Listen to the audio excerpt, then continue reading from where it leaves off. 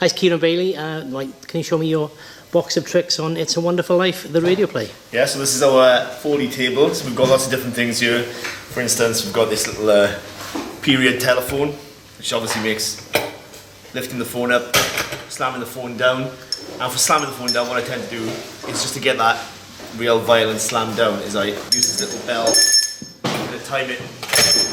So we get that kind of angry sound. We've got a metronome, which doubles up as a ticking clock. So it's set to 60,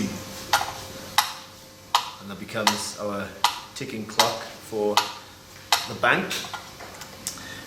One of the most impressive things, one of the things that I like best is the train, which is a baking tray, scrubbing brush, train whistle, and just this little trowel instrument here, which doubles up as a telephone.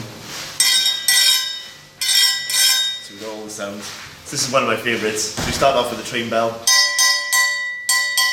then we get a chugging train, and just to top it all off with a whistle.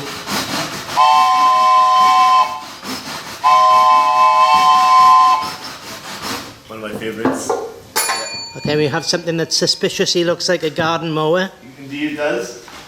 So I don't have the pleasure of playing with this toy. So it's a real mower, and what we've got is just attached a little handle to one of the wheels on the side. So when we turn it, that becomes Ernie the cab driver's Model T Ford engine. So we can go slow, go fast. And obviously, you can't have a Model T without the old-fashioned horn. So we've got that there. What else have we got? Obviously, well, it's set in the winter, we have lots of snow. How do we create that? Of course, yeah. So we have two options at the moment. It's still up in the air because we're still in rehearsal period. So these are little beads in here, which kind of create the, I'm not sure if you can hear that, in like a leather pouch glove. And for the softer snow, we have corn flour sewn up the glove there. And this is a gentler kind of walking on the snow. To get that fresh snow crunch. We have Martini's bar over here. Making up the bar. We have Mr. Gower's pills being put back into the jar. We have, this is very useful, I use this all the time. This is outdoor, every time someone walks into a room, walks back out, or if they walk back out in anger, or if they walk into Mr. Gower's, we have to employ the bell as well, so it goes, and then it becomes Mr. Gower's chemist. What else have we got? George and Mary smashing windows.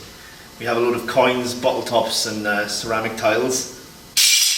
And it becomes our smashed glass, so we can use that over and over again rather than breaking actual panes of glass every day. So all the sound effects are live on stage? Indeed they are, yeah.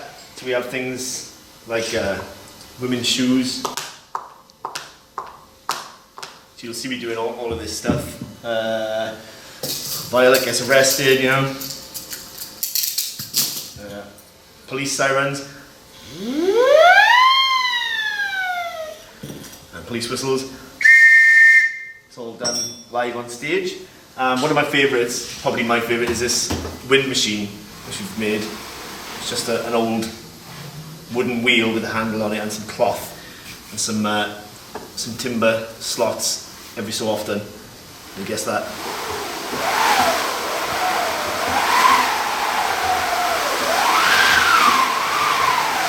Like winter's night wind. And obviously we have piano, which I end up playing. And this for a creaking door, which is actually playing up a little bit at the moment. There we go. But it's not. It needs a bit of work, but it needs to do that every time. So we need to do a bit of homework on this, I think. We need that kind of sound from our little creak box. Right. I think that's more or less it, really. Got George's brother falling into the help, help, you know, where he falls into the river. My character falls over drunk. Clarence's Heavenly Ascent. And Mr. Bailey's young George Bailey being slapped by Mr. Gower, just the old belt. And the newest one of the bunch is the Thunderbox for one of the spells. To create our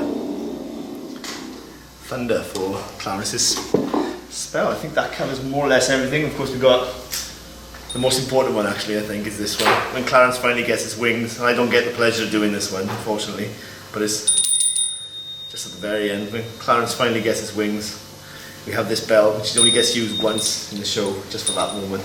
I think that more or less completes the little tour of the Foley area, really. I think that's quite enough. Yeah,